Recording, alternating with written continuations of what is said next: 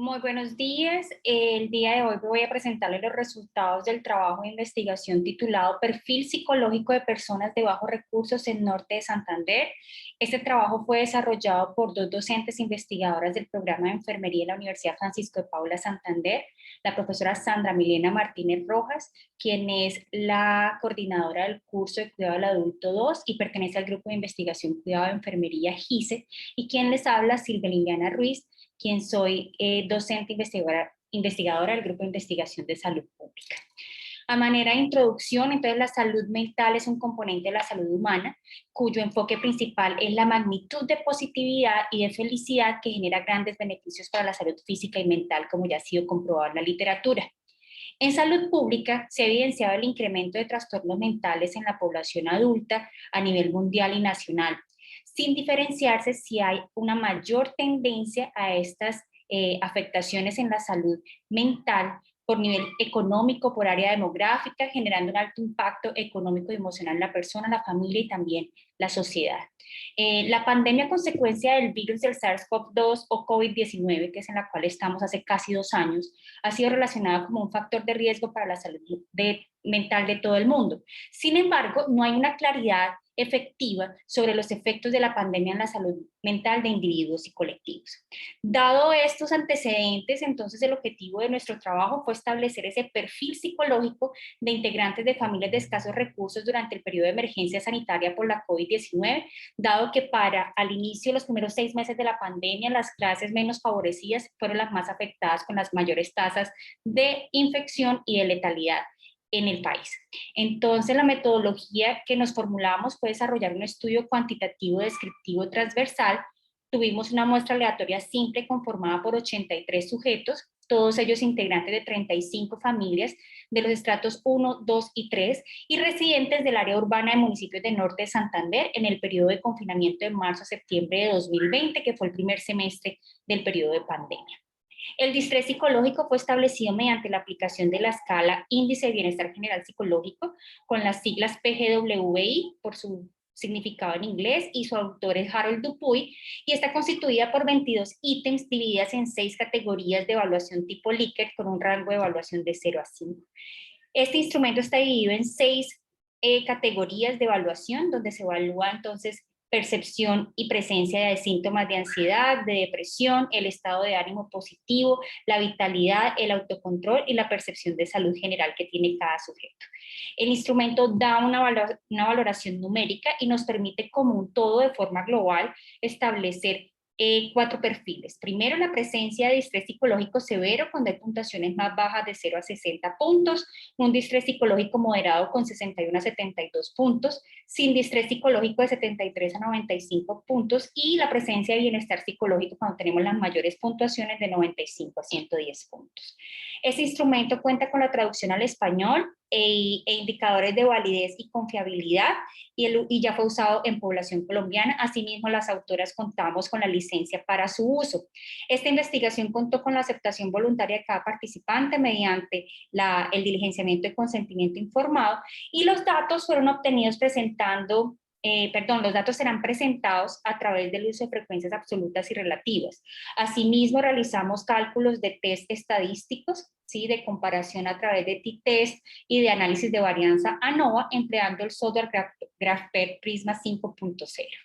En esta parte inferior podemos ver entonces los resultados. A su izquierda entonces vamos a ver en la tabla número 1 efectivamente esas variables sociodemográficas que nos confirman que son personas de escasos recursos. A nivel general, entonces, la edad, podemos ver de que la mayoría de las 83 personas que estudiamos estaban en el rango de edad de 36 a 48 años, con un 40% de la muestra, de género femenino con un 59% de la muestra. El estado civil en la mayoría de ellos era el estado civil casado, con un 41%. Destacamos también que la mayoría de las personas que estudiamos presentan o desarrollan un rol parental en su hogar, siendo padres o madres el 72%, y el 63% de ellos siendo los proveedores financieros de las necesidades y satisfacción de necesidades del hogar. Esos ingresos económicos y que nos permiten confirmar que son familias de escasos de recursos, podemos entonces confirmarlos porque ellos declararon que tenían hasta un salario mínimo de ingresos mensuales legales vigentes en ese periodo de pandemia, y el estrato de la vivienda donde ellos vivían es el estrato 1 y 2 predominantemente, residiendo en esos hogares hasta 5 personas en cada uno de esos hogares, ¿sí? Teniendo inclusive el 83% de la población viven en sus casas hasta 5 personas.